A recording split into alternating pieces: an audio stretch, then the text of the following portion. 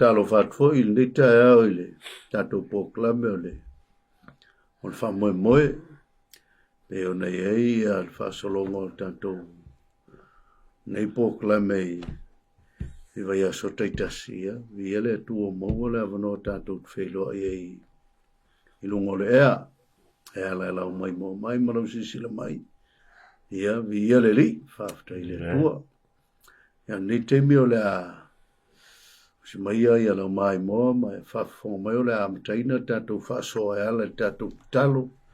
e vala uri ele ngang pa ia ngalue mai ia tato le nei tau te vala watu le sungai le whengainga ia setu mai le ka le sia ia fao ia na te fa soa mo sa tato talo le nei tau foi ele tato talo le matou tamai o le langi whaaftai ono le soifua o e fua i o tangata. Le ngata i leo se o matou o lai au ona matautua la o fio. O matou sauni e whaasolo fina ngalo te talo. I e whaonga ina i matou o ni mea whainga luenga i o lava au. I e te tala le whaafonga o tangata i langona lo whetana i mai. Nā tia le vai o mātou tangata. A ia whaariani le mātango fio o e lo mātou o tua. Whaamanuia i se o mau maia i le nei whaasana launga. Ia le whaamanuia ngā lau fio e ala ia ua fio ngai o lātou whina ngalo mo mātou loto. Whaaftai whaafonga ino i mātou, whaaftai whaamanga longa o mātou angsal. Ono o Yesu. Amen. Ia. Au e mai moa mai sisila mai le nei fui tae au man nei fui Fasolongo tato proclame. Ia leo tato o mai le sona numero valu. O le fasolongo le sona nei foi kuata fautuina. O le maliu o le talioti ma le famoe moe ngai le lumnai lo nawinga. O lo faso mai ia tato le sona nei kuata e le tau i le tangata soifua maola ola le mautinoa e tau na soifua maola e o mai teime otie a ola ia ili wha moenga ili lumnai pe voi la le sono ni tae au ma wha solongo ni vai aso ia tato o mai le sona valu o le wha moenga o le whenging fau sa ia le tali tonunga ma wha moenga o tangata iuteia i le lantu savalinga e eilo lanto fa moe le sa tuli mata i lava i ma nau e fia va i ma ai foi ia tatonunga ma isi foi tatonunga pe o tangata eleti ia o tangata ua leva onda i tua atu ele o soifua maula ele a fia il fa moe ngale a o nau i lanto le maua le avanoe o lai e te tau o na ola ma tapen pena ma va ia soifua maola ia teu le ia uminola nei o lantou maua le whamoemoenga le te le lola le la tala i le deitai i le whamoemoenga le o tātou tano ia i le whamoemoenga o le whenga inga fau lo na winga i le teimi le o tātou tano i o mai tātou sentulin nei o le o tātou i teimi le sosonga ia o le whenga inga fau ma le anga ingo le olanga ai o le se whasoa mai o lo sunga i le tātou mtua tau loto, ia, ma le whamoemoenga le tala noa mai tātou le sona, ia, watu le wanoe sunga setu, ia, mo sana whasoa il vaenga lea, ia, ma le tātou mtua tau loto, le lau whaitau ina mtua tau loto, ia, ona mai lole o le whasoa mai tātou le sona, o le nei foi, le mau. Ua foi na mai le atua ia te tātou, le ola e whavau, o le ola lava lea, wai lota alo, o le wa ia te ia le alo, o ia te ia le ola, o le ele o ia te ia le alo, ele o ia te ia le ola, sei sau noa mea lau sunga le whengainga il whamoemoenga le whengainga fau, ma le sotanga il tatou maulea, whamolmole lau sunga whengainga, ia ma pe hot sunga tui whanae pea, ia se me whasome. Tai, tei loa lea e talnoa ia le apostolo Ioane. Fai mai ala na whamatalang. E le ola e whavau. Ai, pea feite mai tau ina isi leina le so i fui lalo tātou matua taulotu fai mai. O le ola lava lea, ua I lona alo. O na winga, o le ola lea, whanto a maua ia. Yesu Keriso. O le ola e whaavau whanto a maua Yesu Keriso. Mai e tele ia le nau tātou wa ai le vai asam te nei mo na tua e wha mautua. O Yesu Keriso e o ngā tonu e le whaolatanga o lona maliu, o lona toe tū, o le o ngā tonu le naolea. O le whaolatanga, a whaila tātou te lia le lei o Yesu, o lona toe tū, e ngā te leo lona maliu. E maua I tātou le ola e whaavau. Mai tau maila ia le whaamatalanga o loo tau mawhai ia Ioane. E le ngata e ave esea ia mawhauwhaunga se seo tangata e whaatatau I le ola e whaavavau, ma le awala e toi tutu mai tangata maisi maumea. Ai o loo ia au maia ia o loo tau laila na vai mai. O le ola e whaavavau e o ngā tutonu ngā le mū ia Keriso. Ono winga o isi whawinga uma o le ola e whaavavau e peon whaamatalaina isi tangata. Au no ma Yesu Keriso. E le aisea. E le aisea, e le o iaisea. E le o iaisea mauti noanga e maua le ola e whaavavau mai. O lo tau whaila ia le apostolo ia e tau wha sa o le mawhauwhaunga le I tangata. O le mawhauwhaunga fo I lea o le peon tātou wawai mai le amatanga o le ola peo lea. O le anganga e lea. E le malolo. Pea feita mai tauina ia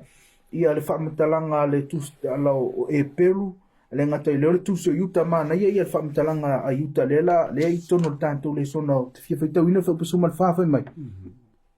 Na valo ia foi I lātou e noka. O le toa fitu lea talu mai ia atamu. Ua whapea ne whauta e a fio mai lea lii. Maona aupa ia e mano ni mano. E whaamasino ai I tangata uma. Ma whaasala ina e ua meo whaale mata. Mai tau mai ia le whaamatalanga iuta. Whai mai na valo ia mai a. Wa lewa na malo ia mai a. A lewa, ele ngatala na malo ia mai I le whenganga tuwai. A lewa tātou whai mai ia lau tu o le vai aso nei. O le wha moe moe o lea. O le whenganga fo. No inga wa uma na whaasino I le maliu Yesu. Lewa toe tu Yesu. A lewa o ia le wha moe moe ngal whenganga fo. A whaila wa toe tu Yesu. E ia le whaamatalanga fo I lea I le tu se Ioane sumal wha. Whai mai whaamatalanga Yesu o te a. O te alu, o te toe sau. A whaila ele se wha moe moe ngale na. A whaila o lewa toe tutu tanga a whaia te maliu mai alu li langi. Lale au ngai toe sa waila Yesu ua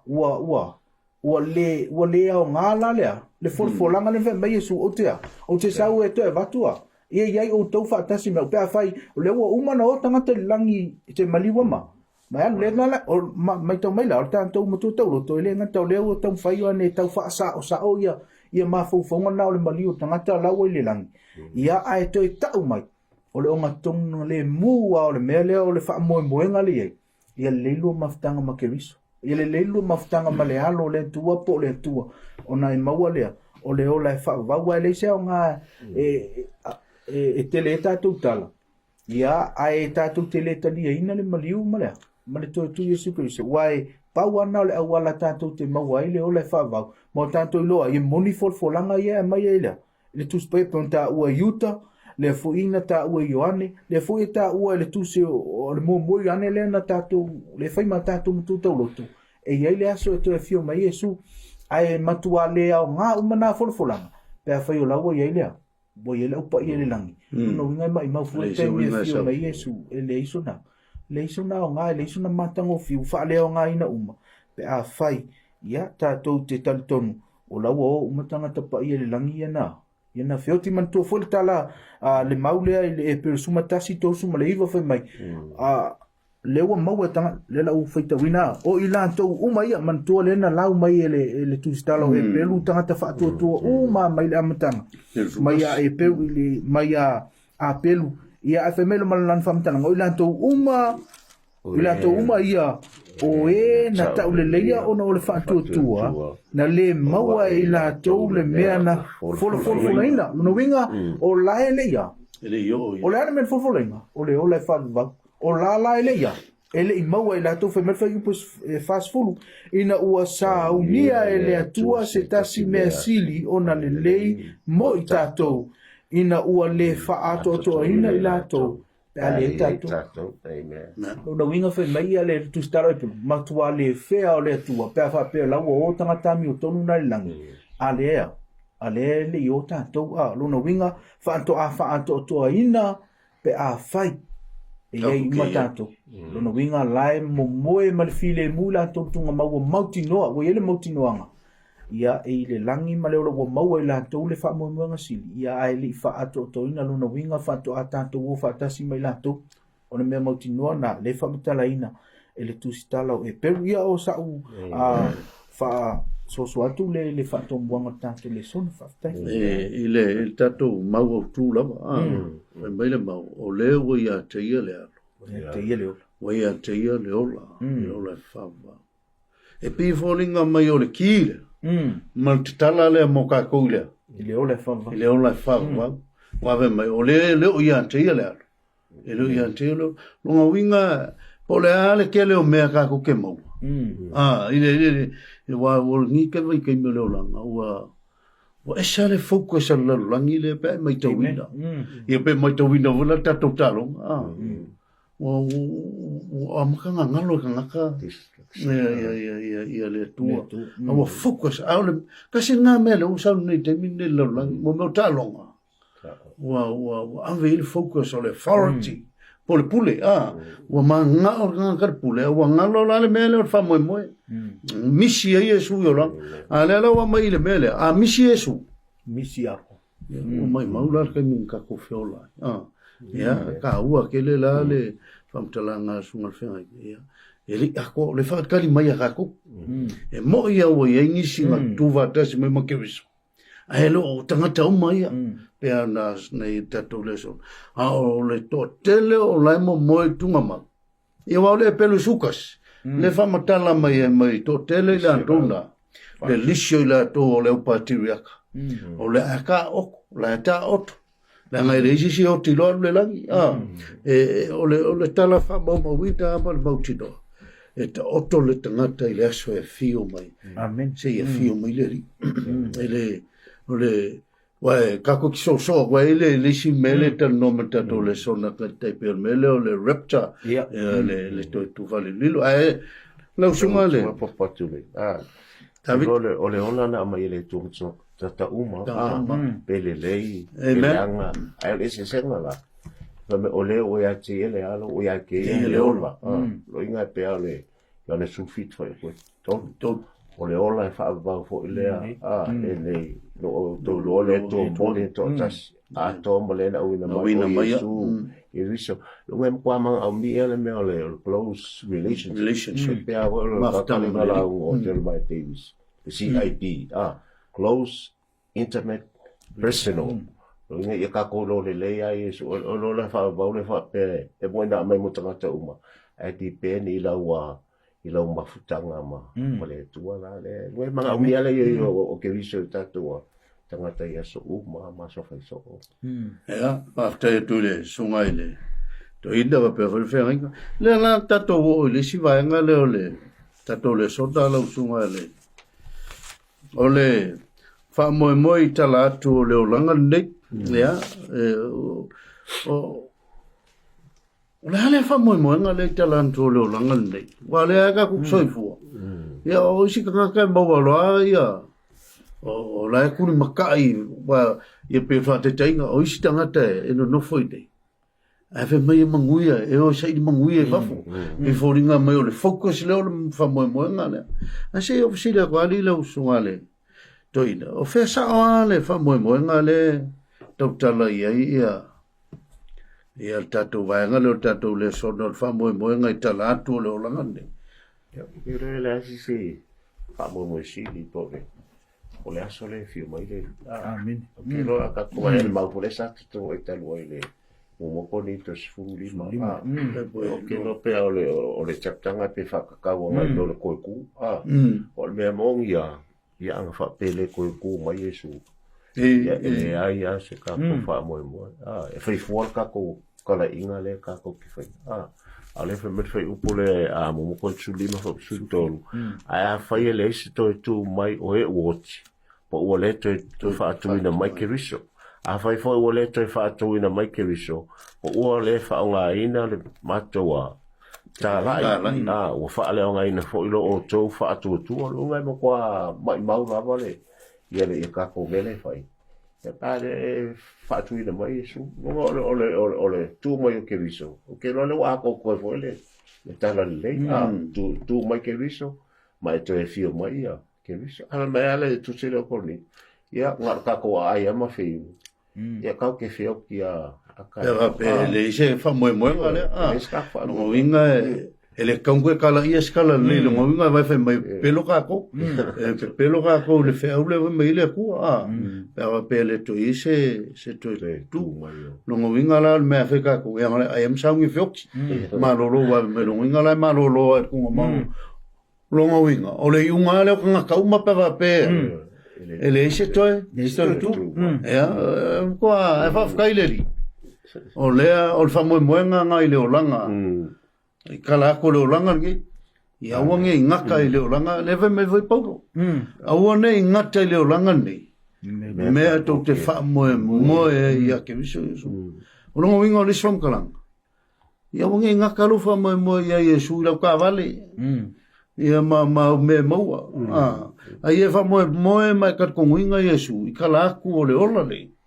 o le ona fa vau penga Yesu mo ako ma le tu ya ma ia le va ngor ka kule soma ata se ka ole mai le ko le ali ya mai le va ngale ka o mal sons and daughters of God page le 5 mai heaven is worth everything to us and if we lose heaven we lose all mesamo pasamo o le langi siriatu i mea uma o ia tātou ale lo atu le langi o lusi me o la si mai mau lo langa pe ka po lusi le langi e o nga sa lo le kala resto ida nga ula lo ngi ko nga mon ma yo ko le o langa e viele li lo sunga fe nga setu ya ile yo ngi vole sumot fa ora sa fa il fol folanga yesu ingole alwese ia ai mai tau yesu ia vai nga yonga so bi foringa mai ise me ola kupu foi la nga le u fa ma vai ku yesu ola le fai mai le tu ta vai nga le so o te to sa pe ola sa u ta trunga ile yonde le smor fa ma vai nga le ai super moni ele wala u le va vinga fa kali kele tele yo tangata na ya ke mi fa loku to lotu mai ri David na u fa longo yeso la fa il po la mesto ina foi lo nervo pastanero le valo ya a so foi la na papia na paua foi le ila tona na la langa ina mele to ya to fio me su vole ngona le sa fa ngola e lotu le e ka le sia so fitu le to fio mai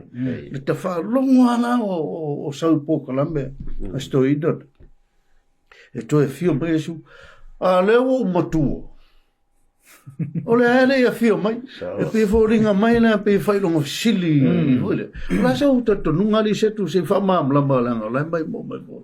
e pe por me e tau nuwa langa o lea foi a tali le ua anga i atu le fia i stau sanga lumna ta ua le whamtalanga na ua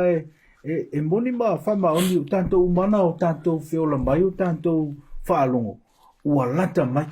ua i whaito toa ia le ua toi titi o tanto to ina ia le a ele ia rwese a Yesu man whaito a pe o le whamtalanga ai ole famtalanga le Yesu le Ioane sumalfa le masa ni tanto esto e famananto me tanto mai pero no tau fa tu le matanga tanto le sona le tusi le o a faina fai mai le tu ise mea ole me mutinoa tau nu ulanga a tanto le fa longo la mele ele pepelo man tu famtalanga voi le a ele o se tangata le tu numero tu se numero e pelo ai no vinga ele pelo le tu a ta o ia ta man tu pa fa vite mai ta wina tu so falinga tu so falinga te le ale tala mai o te o te va ver watu ele fa mai o te watu ai tu ai mai o te va ver watu ai mai tau mai e o mai foi taimi ole folfolanga le Iesu o faisia faisi le mon fai te loto i tilu afe tau sanga taluna ona fai le ele ia fio mai ai le taimi o le au apostolo taimi o Peter ta fai te mai tauina la e afu la foi e toi fa mala mala mai Peter la ngau telefoi tanga taua o to mumu wa fe mai so le foi le fio mai wa ole vai mana tanto va vai tu se ruo Peter e to ruo non fa fa na la fa manino mai e Peter ia nai vai nga na a ia no mo Peter le fa i fa pe mai fo mo Peter e to fa pe fa male a ia fa mo la tanto fa tau fa mo le tasilu e fa pe mai fo i la to o i fea o iei le upu o folo ina ai lona fio mai a watalu ona mamoe o le au ngā tama wa tu mau pea o mea uma talu ona whato a whaia a wa fai upu la iwa wha mole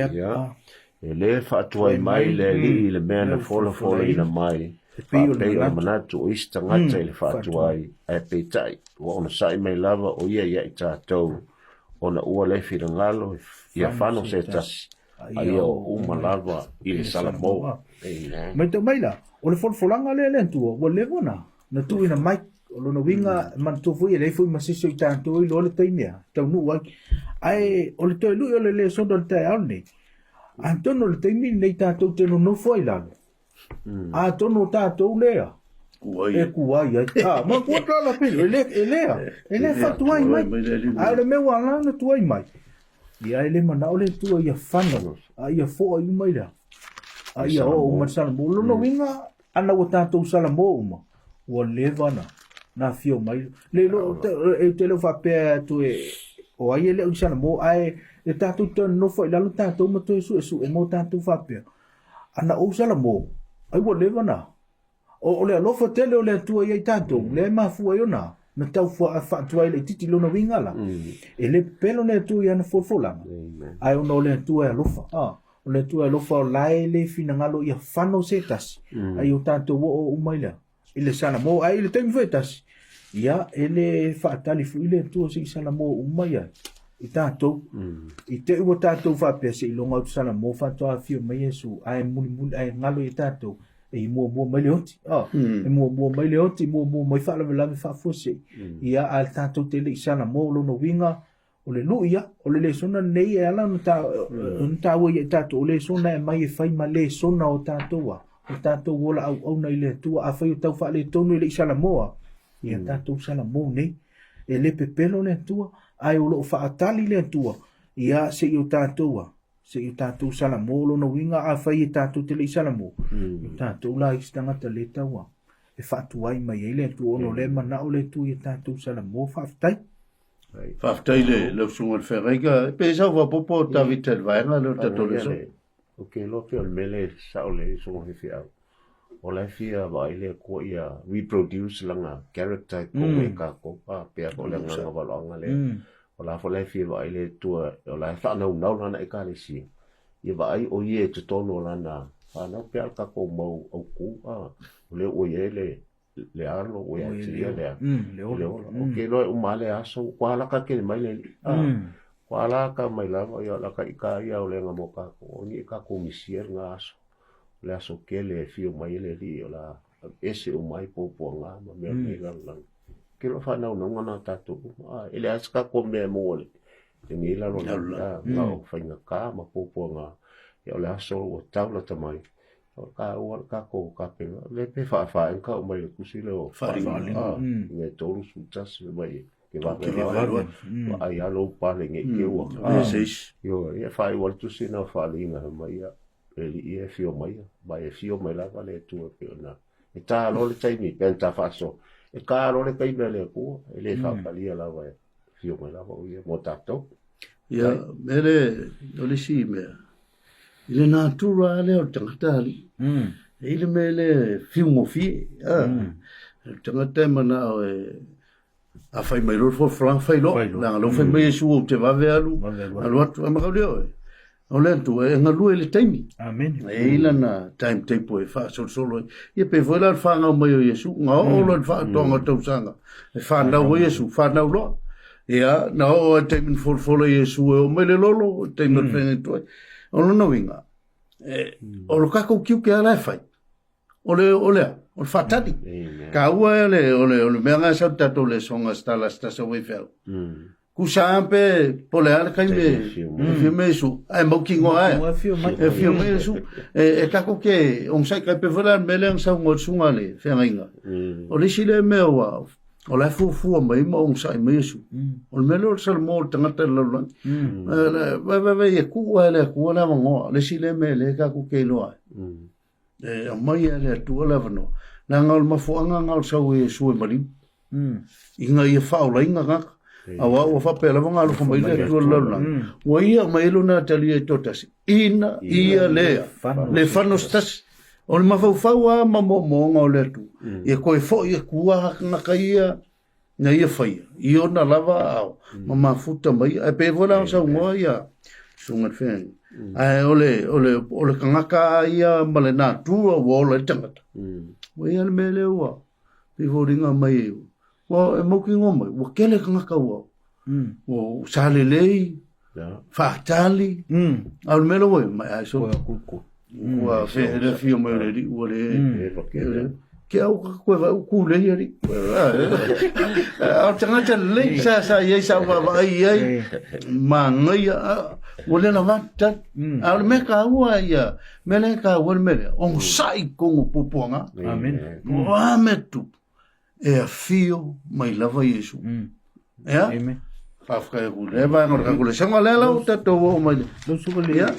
tai mantu le tala fuile le matai o lufu lima o po a fe me va matalang o tuai mai le fa fa ona tau foi tu mo moile ma o matua mo moi uma rono winga e ai le au nga o le fatua e le o se tai mi tanto te mo moi o te ia o tai mi o le tele tai mi o ave le fatua mai le la na ta o le fata mala mal fa mal tanto tu mo o tanto to se e tu ai fe tanto to se e tu lo la langi mo na tu na ia ai ngalo ia tanto ele pepelo le tua o le fatua mo le tua o ni fa pe o le tau nu ai ave le fatua mo le tua o se toi fa malo singa ia tanto toi fa malo si o tai no to e mo le tai ni to ia toi fa e toi fa atele le tanto o nanga le tanto tu fa tai ya fa tai tu le va ngor tanto le sota taua ia le si va nga le uta to le tavita lo sunga to i do le kale si me lo fa o le va nga le o le toi fa tu i do mai ai va vai tala le o tala le yone o no le fa matala mai al va nga ile avoinga il va venga voile fa Yesu no man la unga lo lofi tu le moto tangata ya tato va vai le yo le e tala no mai fo Yesu lona ilona tu fa tu ina mai o tangata ile mele le tavam tala mai se mai ya sa vom talanga li ta vita ile tala le e tu fa tu ina mai ia o lona winga ele o sei se fa ia nga luenga le o fa tu o le toi fa tu mai tangata ile tunga ma o le nga luenga le na le ma losi o le aso e fio mai le mai Yesu e koe fa ku mai Yesu la to tunga pe faita to va ile tala le ile yoneo e se le mana ia le lolofia to tangata e se le mela focus e tangata pe volinga e se le mela se isa ngoa ka vi wala ngoi si ke me fa pe nga vi tanto ka ko ke o ia Yesu e se le mela ma fo le ka ko ke focus e se isa ngoa me ta vi tele pe le mela ka o le angele o pe fo le fa Yesu wa ve le a fo le mal fala ya la ho li siaso o le ho to ya to pe fo li ngetu tu li Yesu ora o fia ai ma me ai yo me ai ka o sa o ye nga fa pe fo li nga mai o le o me ai ya le si le va nga focus e se fa lo ke le pela u sa no e se le motivo ile no to tangata ya le penga ka o moni le ale ai so le fenga mo le ola ya Fa e ola langa e ngai mau e pe le ane le ono fast food mai ole nei foi le fina ngalo le au ina mai au ia mau le ola fa va e la to uma o e va ai ile atari ma fa tu ia tia o te toi fa tu ina fo i la to ile asoa ata anga ta o te le mele ole fa tu yo ia me ole a ko mai le se longa va ai ko ma kango a le kako e te tau la wan tato mo wale whaatu me te tolu ia i su ia lisi pule lima tasi o le ai ilo tino mainu ilo toto o ia te ia le ola e whaamavau o te toi whaatu ina fo o ia le asonga taanga ngue ka o kere ka ko participate le i sauninga le o le lot sapa o le whaamantunga o le kei me kau kangu fielonga kingo mo longo koko e kusa o le ua kakoa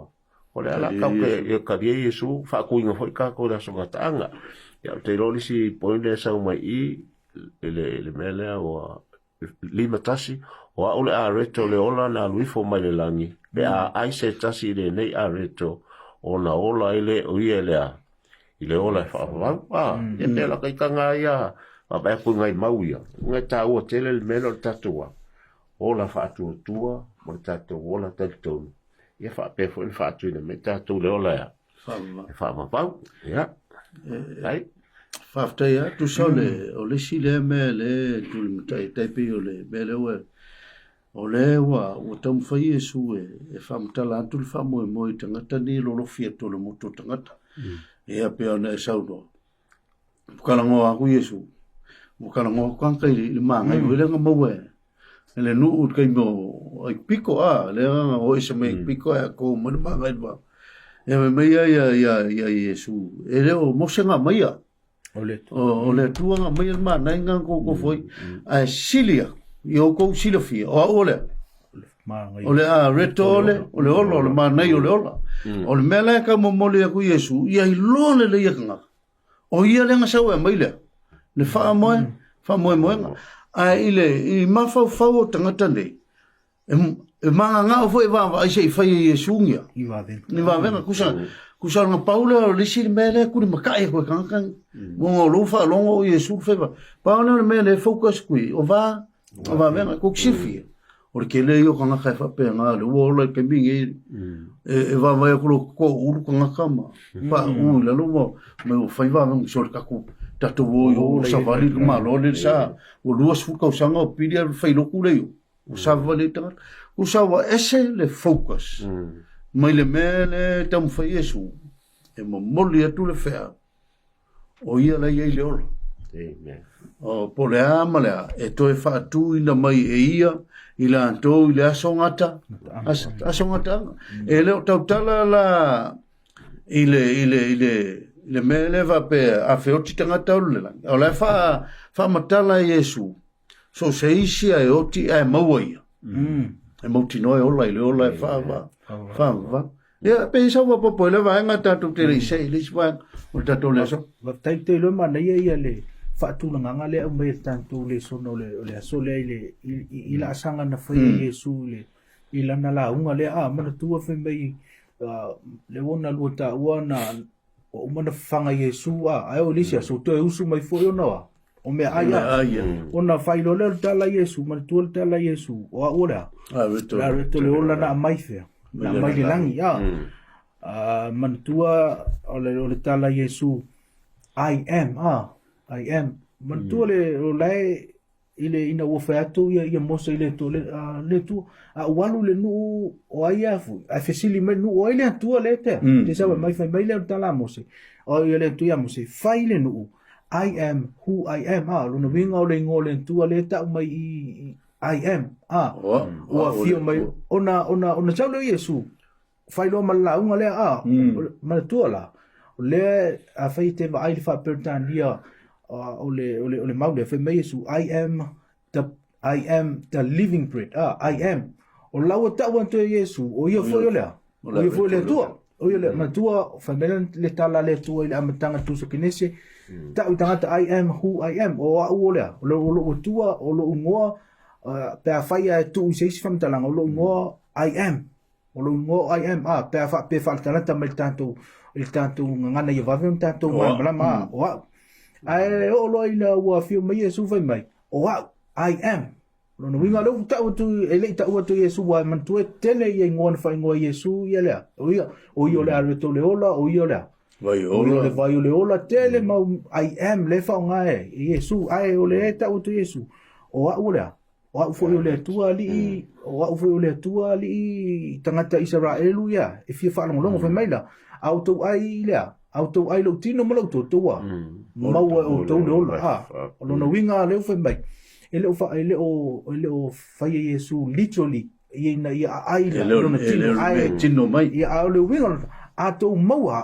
wa mau le ola ma te so lo Yesu la o link Yesu ia lan fam talanga I am o le tu ia me fa no to fa tu wina o to le sola ile aso ngata no winga fa no ele ngata e to te mau le ola pe a to mau ai to te mau foi malea o le fa vau ai se a le la tango to fa tu mai o to le ile aso ngata anga no winga o le loto le na o le tala Yesu ile tu se yani to te mau le ola fia pe a mau ai sili le o te avantu ya te o to fa tu ina o to no winga o le ola na ya o le ola na fa vau no winga o le fa mo nga pe o le amerta tu tu au tanto mau ke riso yo le asisi le tanto o le o mau e tanto lo me o le mau le alo o mau le ola ia o sa u tau te fa ko tu le fa tai ma nei ia fa so le va ngol tanto le son ia tanto se mai no sunga le to ina ta vita ia il me vola le mai e fio mai le ri ma ngel silu ma le bu le tu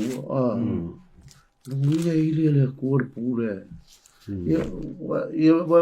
Va regime ka ka vai. Ela longa ka uma le so langa e ia si tanto no. E tem me ele e sa fa lilo. O le tanto nunga mai e lui foi o Jerusalema. O tanto nunga e lui foi o America, vai no America. E lui foi ai sei e sa no sa la ni ta vito le fa mai a vai la ili le pu e ka lili no winga tau na la ngona e tanga tau ma le si fongo le ia e sei e sa no mai la vai nga le tanto e ta o pu e ko le pu sko ngo ko la ho le i nga la vai la nga le pu ia ko i wale pe tau tala va ila au te salolia ela ko ka fonga foi le ao ki nga e pe o le fa mo e foi le ka foi a pon mo e mo e ola ao ki a ke viso ele fa mo pela ta o tele le mo te salo ni fa sulo na suba pa mai awa e fio foi le langi le leo langi siri mo le pu le tu mai mo fo tu ai o hoti a ke viso ona fa fo se le ona ina itato o e ona sto fa tasi mai la to le au tai ya e mai le vale ni fa tasi pela vale a mai la fa e sul mai o le mele e ka ko fa ma fanga ini o e ka ko ka o lava i tangata o ai lava e tato sota le o tato u mai o tato fa mo a fio mai le li ia o oti a ke riso ia le fa mai fa tu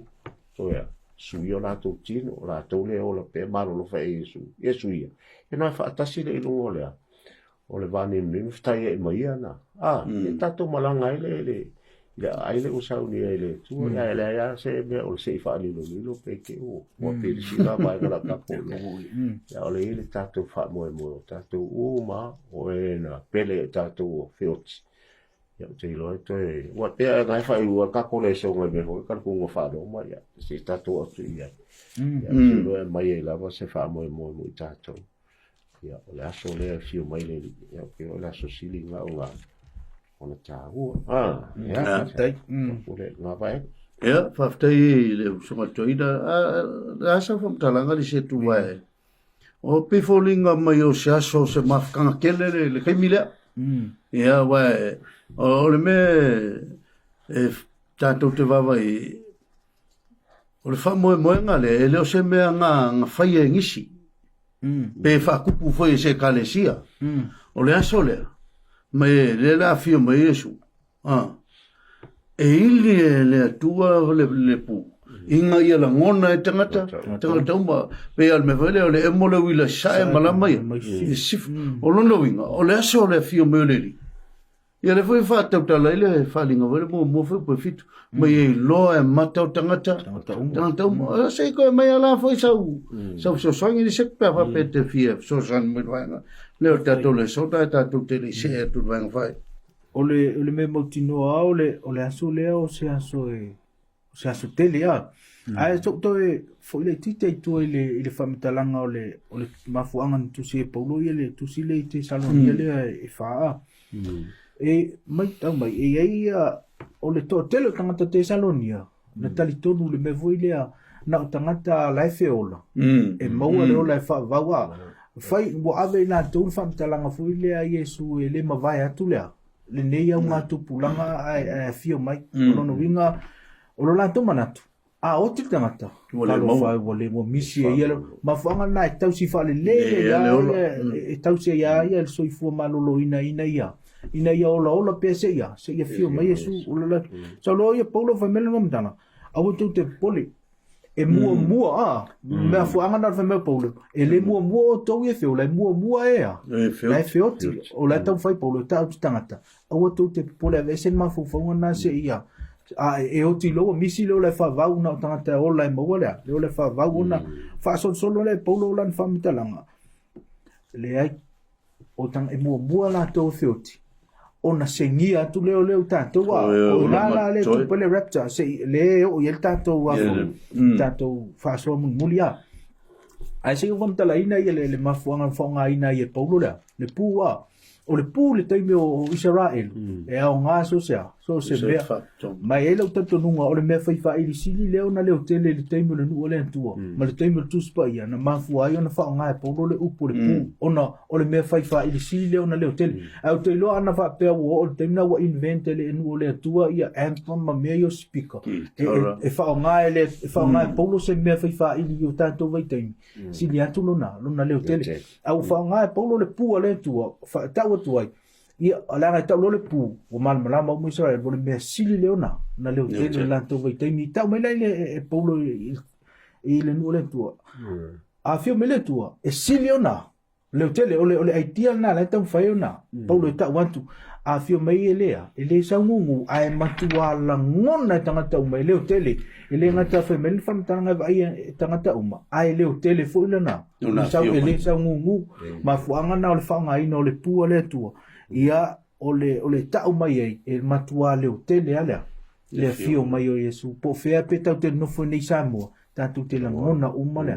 tatu te leo vai po live mai le il Facebook le fio mai Yesu le ai tatu te va ai mata tangata uma ai tatu te la ngona uma fo ia te lon mafuanga na le fanga ino le pule e mai el tanto le sona faftai e mata le fo te mo salvinga sala e lu e salvinga te o salvinga le ngapu te mo sa tonga fo le pule le polisi le fa le ia la ngona ele nu uma a pena pule pe vela le sto ino le tomanongi o te mantua tomanongi e so lai o le ata ke ia le mai ole o le puele tono tengo salvinga woitia le kia I por pesole por peseta si o no ya ili ale pu e to e fio mai Yesu o ka ku ki era le fa ilo atanga e ile ke me fio mai le ai le to ma ya o la ka ku se ile va nga le ta to le o le fe nga fa va tanto te fa so ona o ile mai ia isi te tununga voile mai e olo fatasi ma te wele lusu malfa mai olo fatasi fide te ia bonimo le fide ya mai talo mo fatasi te u sengi ona le te tununga wa ave seina te ngatar fa ngai no le o mau ele o mena la tau tala ile mau o la ia ile taimi a to faina la ya La tau ta le mau. O la ile taimi tupo ina le tau ta le mauna. Ai le o le me le o tato fefeo e ta vale. Te wa ave la ta vale la o tangat. No winga feo ti le nga e tangata wa fa no numi le ti ampolo ia mafofo tangat. Ai le leila. Si o fisila toila u sungal fengai. Ia ile o le fenga o le fisanga inga e fa vau. Ia o se taimi mana ia. Ko ke sila fia mele o le uminga e va malu wainga. Ko wainga pea uminga nga le vai. E sa afi e mo mga ngau. Wai ia nga sa. Wai ia se i faile mafakanga le. Mele o longo winga tasi le wainga o le tau me te o i le mafu men mele o le reunion. Tako wawai mo me o ainga e fele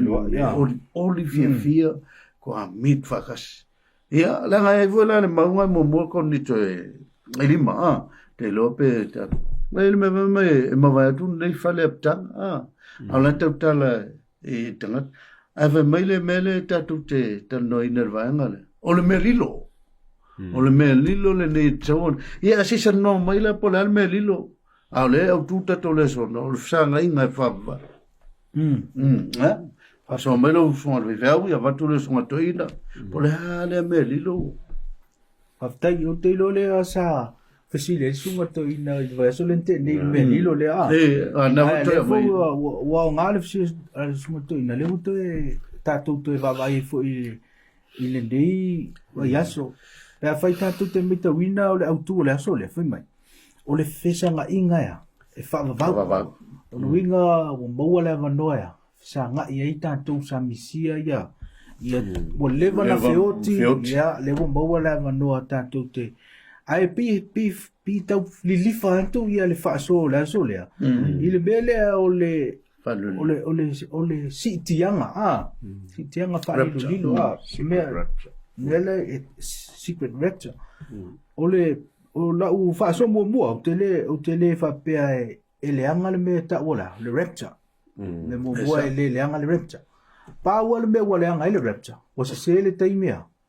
o fa tu po el tangata o le fai mai wa o fa lilo ma o secret ia o secret ai o fe meta te fa lilo na ave ale ai la feita tu te mitawina ele se fa vai fa le tus pa ia o le tonunga le o le secret repta po le tianga fa lilo le la utang fai e vatu pe ia nei fa so ia mo tanto te lo le tono tanto le sona o sa wa ia va ai fa le fai fe au ia ma le va ai i fa matalanga le tus pa ia ele perfeito mitawina le tala tus pa ia ile mata yo lusu mal fatu su le ono fai mai o le aso ma le ai tu aso ele lo se tasi mai tau mai le mea la secret ele o le event e secret le time ya vai o peto fa su mal tolo mata na lusu mal fa mai ia o to lo nei mea ana ilo ele matai ia po fele aso sa wele ngoi se manua wale le wina lo nga ta mai ai o le time sa wele ngoi ia secret o le taimi ai le event na ngata le fa pe fa su mal fa o le mele yo to mata lai awa tu te le loa po o le fea le tu waso e sa wele li lo no winga o le taimi ia secret yo foi le tu se o mo bol peteru fa mbel fam talanga ai sa le aso le li e pe no po lo no winga te le taimi fa mai ale fa metus pa ia saula e fio me ia super ngoi po lo winga sawa e sa fa le fa me fa talanga pete le ai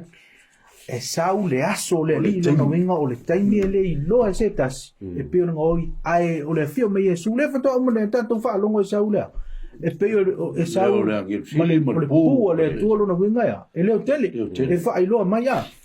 nga te lea sing tatou ai le titi lai le mate lusu mal fator su mal fitu mal fa o fa su mal wole fe me fam talang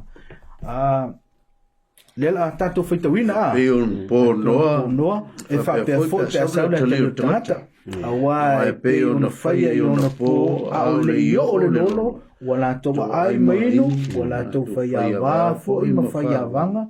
o lava i le aso na ulu atuaino e va whapitosu maleiva na leilo fo e la to na se o le lolo ma ve se la to uma e fa pe foi pe saula te rio tangata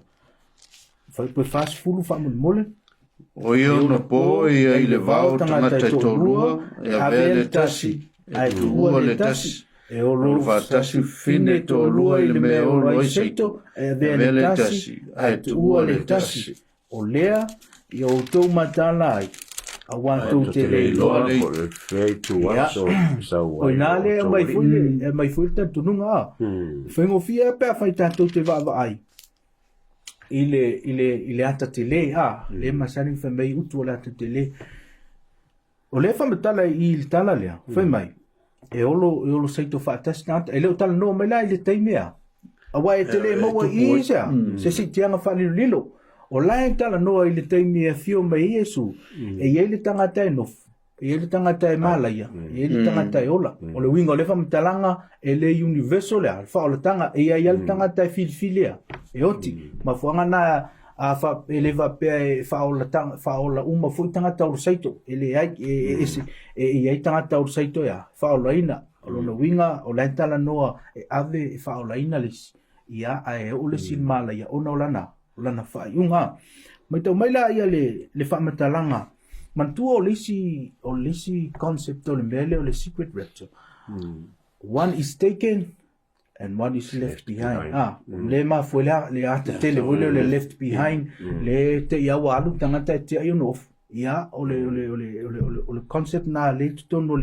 o le secret rapture a fe mai mantua la amanta le tatu foi tau ngai fai upe tosu mit tolu sumar fitu fai mai ai pei ona poa no mai tau mai le concept one is taken one is left behind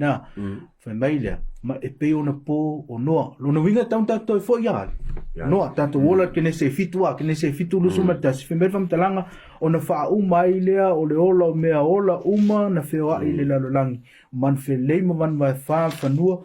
me uma fa po lu sumar lua a to matangata uma ma fa uma leola ia o mea uma sa ile manava o leola yo la tupunga Yesu i mea uma sa ile matutu fa melo fa pulu fmalto o fa uma tia o mea ola uma sa ile fmaele o tangata manu fa man fitolofi a to man fele o fa uma tia la to la langi o na ono mai to mai na ono ile ma ila tou sai le va ua o toi ma to mai one is taken one is left behind a fe me vamos talanga ale manta yo ai pe ona po no a fa ina le na tanto fai tau who is taken no amolo no ma to mai who is taken o tangata ola ma manu mai fa a fe me le o to toi lo no winga who is left behind o no a mai to mai la tato nunga le concept o le secret rapture e taken o la tole la ave taken o tangata a miuton o tangata left behind o tangata a miuleanga a fe me fam talang le mau le fa vai ele la to nunga a mata fe mai ai pe o no po no to foi lo tu po no fe mai le tala tu pe on po o ai lo taken tangata miuleanga a o ai lo left behind tangata bioli lega lo no winga e contradict malea maltus pa ia le rapture male le ngato le secret rapture male mele o le left behind le left behind theory tu sa mai lanto we left behind tangata leanga ai ave ai le tala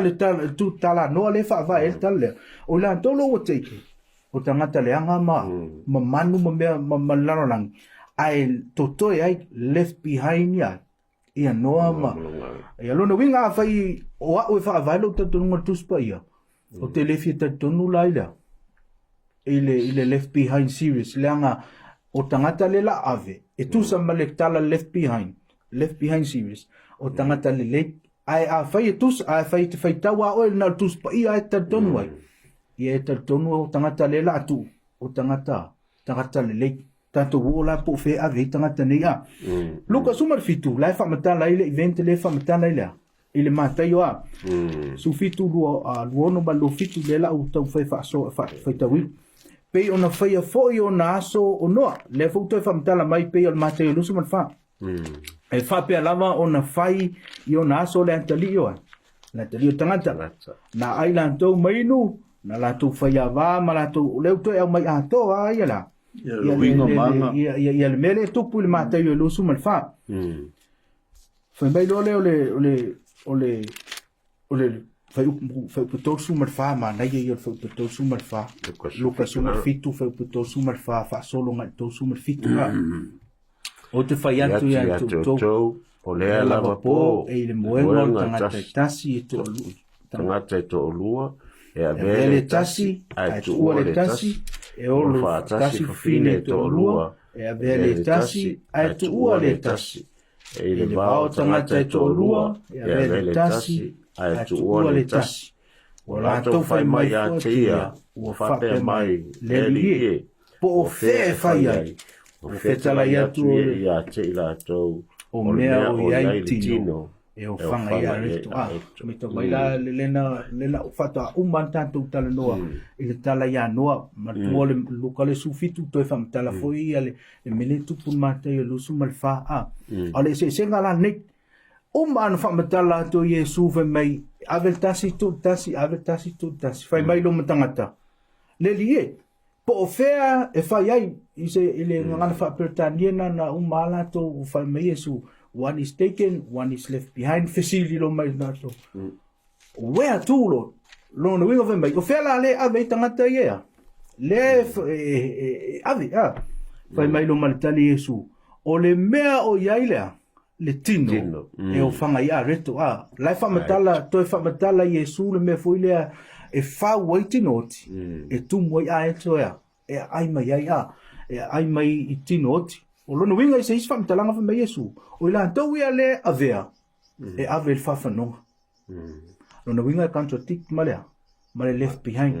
E le avea fa mai lanto. E ave tangata lele. E tu tangata. Tangata leang. Ale uto e fa manino Yesu fa mai. O tangata ye ave. E ave lea. Il fafanonga. Lono winga e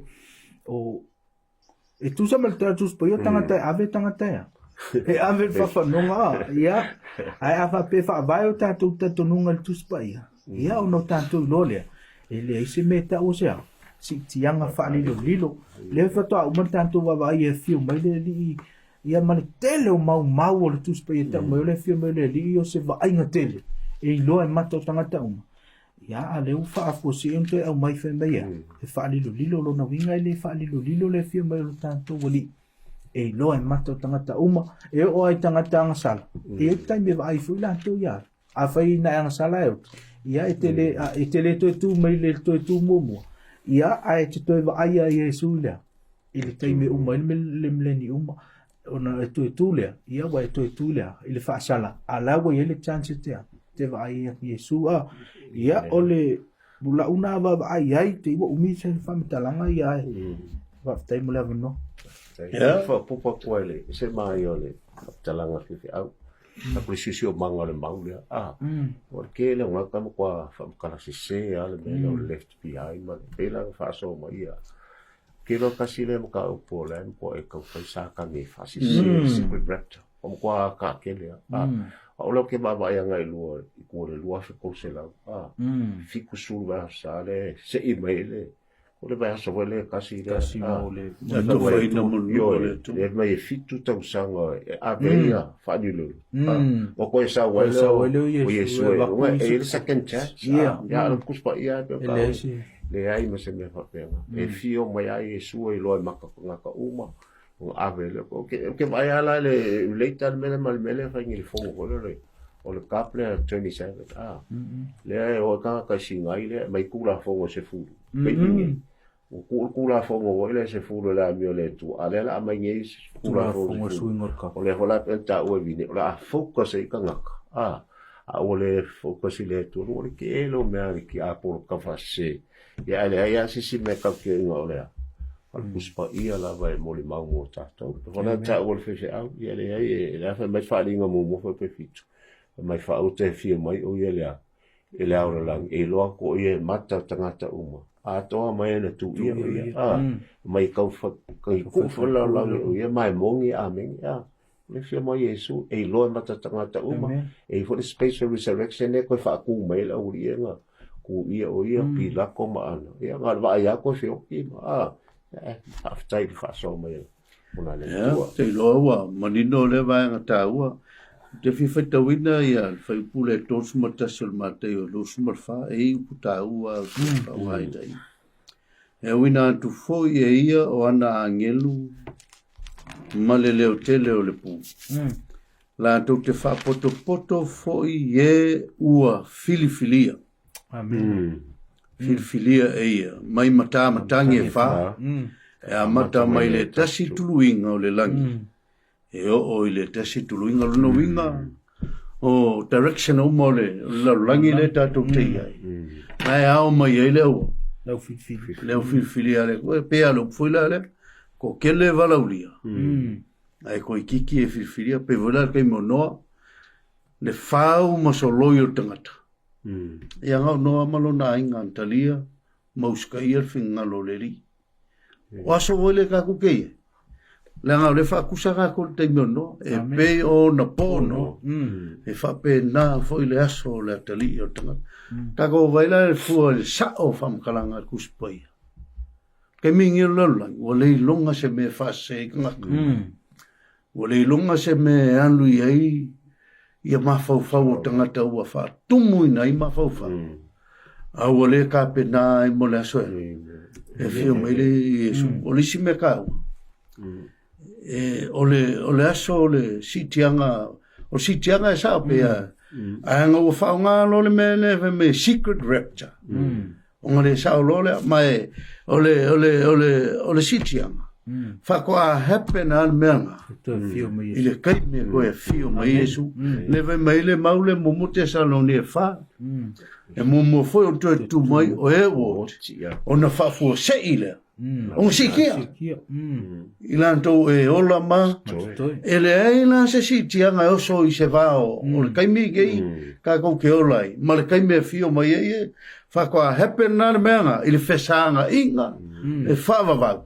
mai Yesu amen le reunion langa le fa kali kako amen kako fa kali ile feka lenga Yesu o te vave alwatu ia sa moa fa fonga mai pe mo le va no te mai mo nei le sota pe ona fam tala ma